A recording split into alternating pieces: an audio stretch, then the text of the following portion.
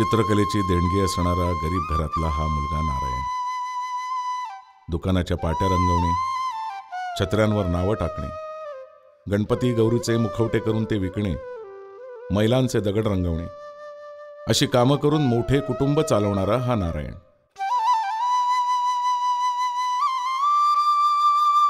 पुढे हा नारायण शेळके सरकारी अधिकाऱ्याच्या घरी कामाला राहतो. त्यातून मध्यमवर्गीय जीवनशैली आणि खूप काही आत्मसात करतो. इंटरमिजिएट ड्रॉइंग परीक्षा पास होतो. रंगकाम आणि छापकाम कोर्स करतो. भोर इंडस्ट्रीमध्ये कामाला लागतो. जेमतेम 100 रुपये पगार. त्यामुळे लग्नाबाबत निरुत्साह. पण एका श्रीमंताच्या मुलीशी लग्न होते. नोकरी सोडून पुण्याला आगमन, अभिनव कला महाविद्यालयात प्रवेश, राज्य कला प्रदर्शनात चित्राला बक्षीस, जनरल सेक्रेटरी म्हणून निवड, कला शिक्षक म्हणून वेगवेगळ्या शाळांमध्ये नोकरी, चित्रकला शिक्षक संघाचे काम, GD आर्ट उत्तीर्ण, स्वतःचा स्टुडिओ काढण्याचा आतबट्ट्याचा व्यवहार, पुन्हा इंग्लिश स्कूलमध्ये शिक्षक, फ्लॅटची खरेदी, वास्तुशांती, गोल पुठ्ठ्यांवर लाल कागद चिटकवून त्यावर आरशाचे तुकडे लावून केलेली वॉल हँगिंग करण्यास प्रारंभ.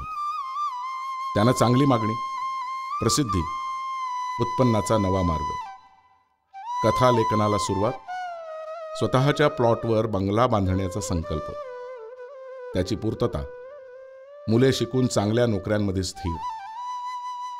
अशी स्थूल कहाणी या नारायणाची. माझा जन्म नगर जिल्ह्यातील शेवगाव या खेडेगावामध्ये झाला.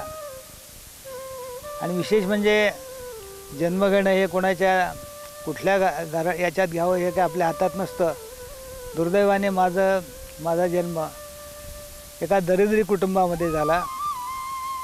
वडील एकटे कमावणारे आणि 10 माणसं खाणारी अशी त्यावेळची अवस्था होती. आणि त्याच्यामध्ये त्या तुटपुंज्या पगारामध्ये कुटुंबाचा उदरनिर्वाह होत नव्हता. त्यावेळेला रेशनच्या लाल भाकरी किंवा लाल गहू यावर गुजराण करावे लागत होते. जसजसं आम्हाला कळायला लागलं तसतसं दारिद्र्याचे चटके जाणवायला लागले. आणि मग उद्याची भ्रांत किंवा आज नेमकं काय जेवायला मिळेल किंवा नाही अशी अशाश्वत परिस्थिती. मग अशा याच्यामध्ये आमची आई जी होती ही आई लोकांच्याकडे मोलमजुरी करायची, शेतावर काम करायची आणि जेवणासाठी वस्तू गोळा करायची आणि मग आम्हाला ते खायला मिळायचं. मी नंबर 2चा. मला जन्मताच चित्रकलेची देणगी मिळाली असल्या कारणामुळे मी त्या संदर्भामध्ये जी काही छोटी मोठी कामं असतील ती मी करत होतो. त्याच्यामध्ये छत्रावर नावं टाकणे, ट्रंकेवर नावं टाकणे, त्याचप्रमाणे पोस्टर्स रंगवणे. त्या काळामध्ये तिथं प्रिंटिंग प्रेस किंवा पेंटर्ससुद्धा त्या गावामध्ये नव्हते. मग यात्रेच्या पाट्या रंगवणे, निवडणुकीच्या पाट्या रंगवणे किंवा लोकांच्या दारावरती लग्नप्रसंगी बालदार चोपदार गणपतीचं चित्र काढणे, लग्नाची चौरंग बनवून देणे, असे असंख्य कामं मी करत होतो आणि थोडाफार प्रपंचाला हातभार लावत होतो. सरकारी कृपेने माझं शिक्षण इयत्ता 7वीपर्यंत झालं. सरकारी कृपेने म्हणण्याचा अर्थ असा की शिक्षण ते फुकट होतं, एक पैसा खर्च येत नव्हता. आणि 7वीनंतर माझं शिक्षण थांबलं. आणि पुढे काय हा मोठा प्रश्न उभा राहिला. दिशा नाही, मार्गदर्शन नाही, कुठल्या प्रकारचं आशेचा किरण नाही. अशा परिस्थितीत मी भटकत होतो. आणि शेवटी एका सरकारी अधिकाऱ्याच्या घरी मी घरकामाला राहिलो. आणि त्यांच्याकडे घरकाम करता करता त्यांची मर्जी संपादन मी केली. आणि त्यांच्याबरोबर मी मालेगाव या ठिकाणी गेलो. मालेगाव या ठिकाणी ते ग्रस्त म्हणण्याचा अर्थ असा की त्यांचं नाव भाऊसाहेब नेवरगावकर. ते माणसं अतिशय सज्जन होते, फॅमिली सुसंस्कृत होते आणि त्याने मला केव्हाही असं नोकरासारखं वागवलं नाही. तिथे मी चित्रकलेची दुसरी परीक्षा दिली आणि सरकारचा रंगकाम छापकामाचा 1 वर्षाचा कोर्स पूर्ण केला.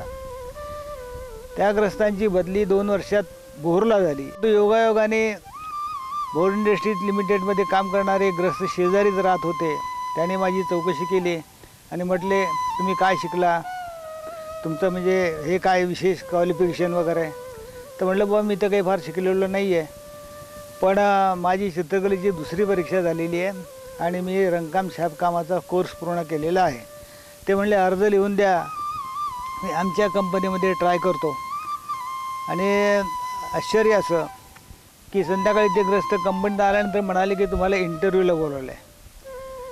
दुसऱ्या दिवशी मी इंटरव्ह्यूला गेलो.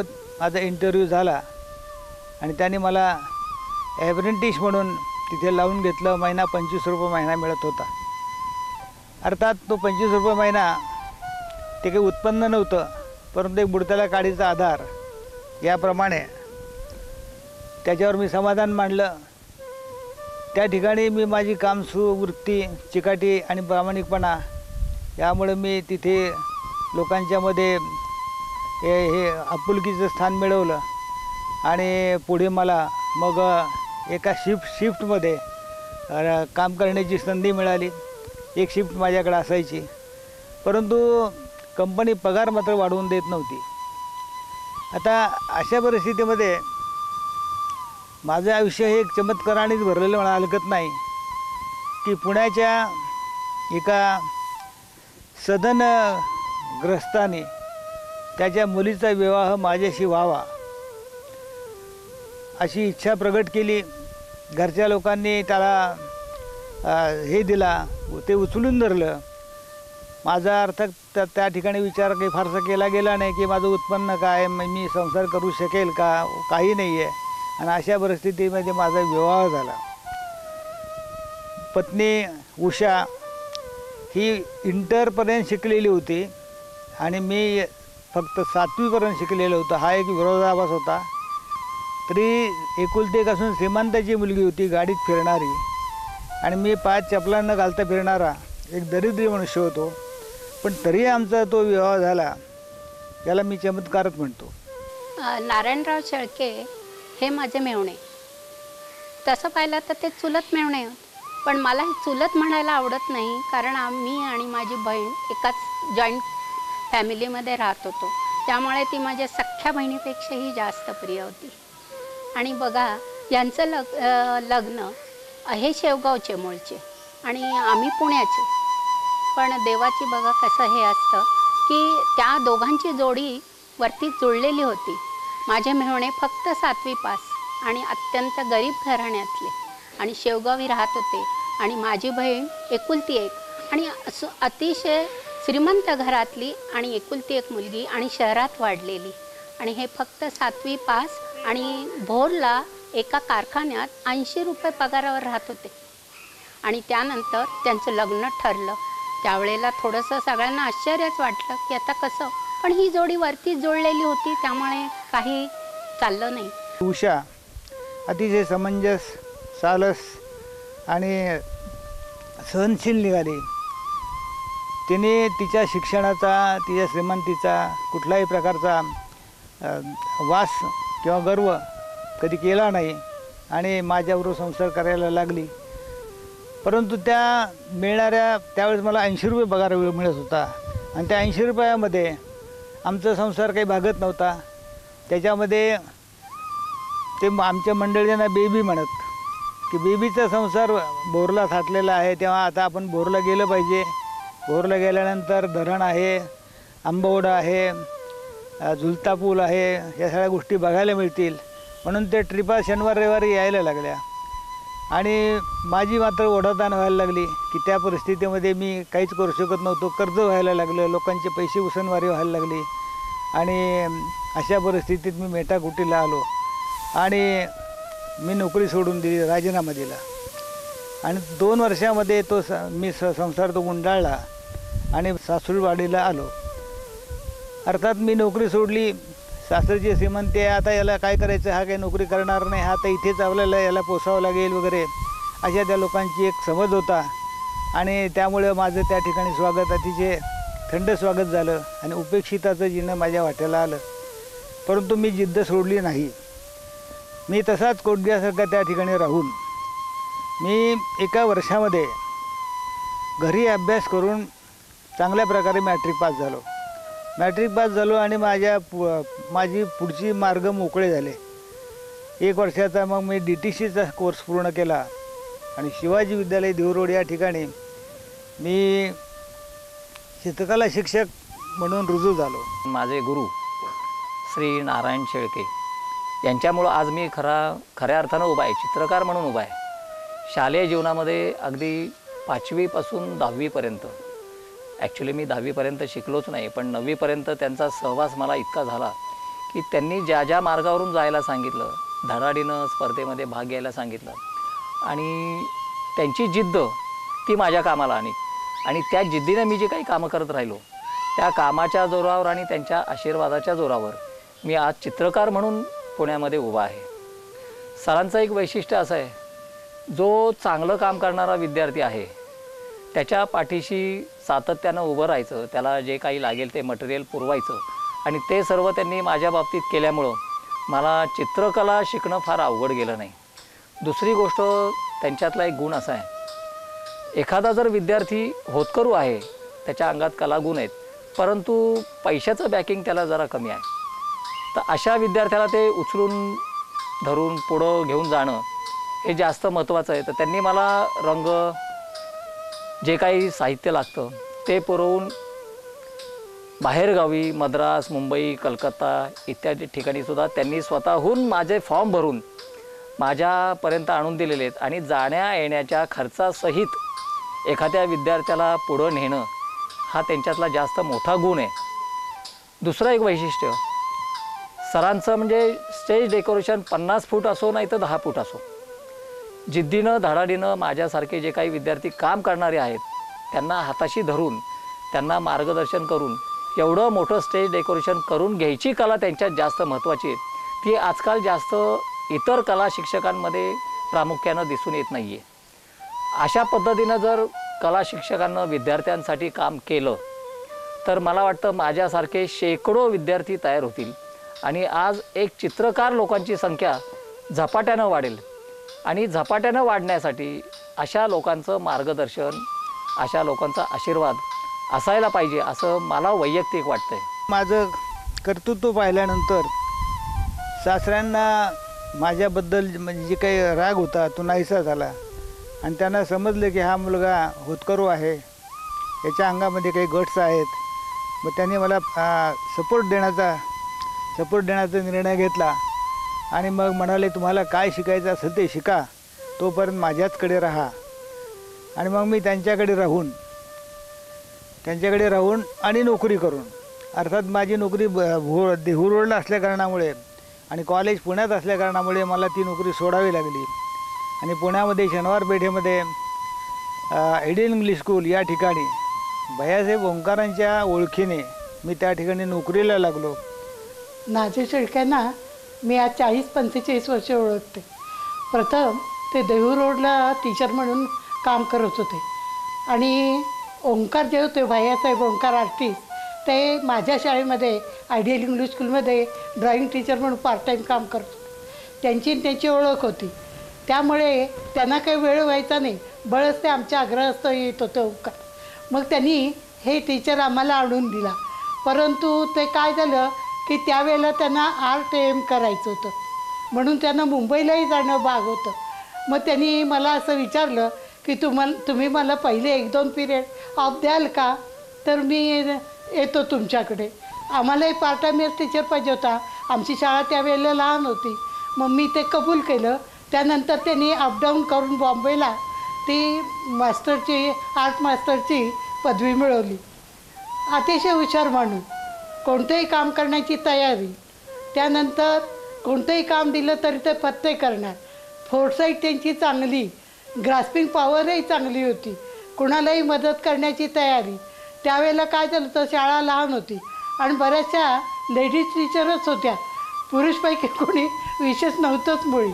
म्हणून मग बरेच वेळेला त्यांनी मला हेल्प खूप पुष्कळ केली आणि त्यांच्या ह्याच्यामध्ये आम्ही आमच्या शाळेची पुष्कळ भरभराट करून घेतली की अनेक खेळामध्ये वगैरे सुद्धा, कारण मी स्वतः स्पोर्ट्समन होते त्यामुळे आम्ही बक्षिसं पण मिळवली आणि अशा प्रकारे त्यांनी मला खूप मदत केलेली आहे. उदारमतवादी आहेत ते तसे, कोणालाही मदत करायची त्यांची तयारी असते. काम करण्याचं तर काय बोलूच नका. एका सामान्य कुटुंबामधनं ते आले होते, पण आज ते इतक्या वर चढले. याचं कारण हेच की एक कष्ट, फोरसाईट आणि काम करण्याची जिद्द, या 3 गुणावर आज ते इतके वर आलेले आहेत आणि नाव कमावलेलं. अर्थात त्यांनी लिखाण केलं ही प्रतिभा आहे, ती काही त्याच्याकरता कष्ट करून ती येईलच, साध्य होईलच माणसाला असं नाही, पण ती त्यांच्याकडे होती, त्यांनी ती डेव्हलप केली आणि म्हणूनच आज ते इतके पुस्तकं लिहू शकले. आणि अशा प्रकारे मी नोकरी आणि कॉलेज या गोष्टी करत राहिलो. सकाळी 8ला जो बाहेर पडायचो तर रात्री 8ला मी घरी येत असे. त्याच दरम्यान 1967 साली मला पुत्ररत्न झालं, त्याचं नाव दीपक. सासरीवाडीच्या लोकांना आनंद झाला, त्यांनी सगळं कौतुकाने त्याचं केलं. आणि पुढे 70 साली दुसरा मुलगा झाला, त्याचं नाव रवींद्र. 2 मुलं झाल्यानंतर आणि सासऱ्यांना घशाचा कॅन्सर झाला आणि त्या कॅन्सरमध्ये सासरे 1970 साली गेले. आणि 70 नंतर मग मी त्या घरातून बाहेर पडण्याचा निर्णय घेतला. सार्वजनिक कामामध्ये मी ओढला गेलो. मग पुणे जिल्हा चित्रकला शिक्षक संघ आहे, पुणे आर्टिस्ट गिल्ड आहे, याच्यामध्ये मी काम करायला लागलो. नारायण शेळके आमचे फार जुने मित्र, त्यांची 75व्या निमित्तानं एक समारंभ आयोजित केला आहे. हे आज आता खरंच वाटत नाही इतकी वर्ष कशी काय गेली. खरं म्हटलं म्हणजे तर त्यांचा माझा परिचय पुष्कळ 30-40 वर्ष तरी झाली असावीत. ते मी पुण्यात असताना अनेक काही उपक्रमांच्या निमित्तानं आम्ही एकत्र आलो. मुळात ते चित्रकला शिक्षक आणि माझे तर चित्रकला म्हणजे जाहिरातीसाठी, प्रकाशनासाठी म्हणून मी आर्टिस्ट. परंतु बालचित्रकला स्पर्धांचं आयोजन, त्यांचं परीक्षण असे काही उपक्रम असायचे. त्यानंतर पुणे आर्टिस्ट गिल्डच्या संस्थेचा मी अध्यक्ष होतो, त्यानंतर त्याचे काही उपक्रम. या निमित्तानं अनेकदा नारायण शेळके ही व्यक्ती वेळोवेळी मला तिथं गाठ पडत असे. त्याचं एक वेगळेपण म्हणून आज घटकेलंही माझ्या लक्षात येतं. काय होतं खरं म्हणजे त्या निमित्तानं अनेक चित्रकार, चित्रकला शिक्षक माझ्या परिचयात आले, भेटले, गाठ पडली. तरीसुद्धा त्यांच्या स्वभावाचं एक वेगळेपण हे केव्हा लक्षात आलं की जेव्हा त्याने एक पुस्तक फार पुष्कळ दिवस झाले, मला वाटतं त्याने जरा अगोदरच प्रकाशित केलं, ते फरफट नावाचं त्यांचं आत्मवृत्त प्रकाशित झालं. ते माझ्या वाचनात आलं. त्यावेळेला प्रथम लक्षात आलं की त्यांचं बालपण, तरुणपण किती खडतर गेलेलं आहे. पण ह्या खडतरपणाचा कधीही माझा परिचय झाल्यानंतर कधी उल्लेख नसायचा. पण त्यावेळेला लक्षात आलं. आणि आत्ता ह्या 75च्या वाढदिवसाच्या निमित्तानं अमृत महोत्सव वर्ष त्यांचं या आयुष्याचं, तर ही जी वाटचाल आहे ही फार मोठी आहे. ते खडतर आयुष्य आणि आज मला नारायण शेळके जे दिसतात म्हणजे त्यांना सर्व काही त्यांनी मिळवलेलं आहे. म्हणजे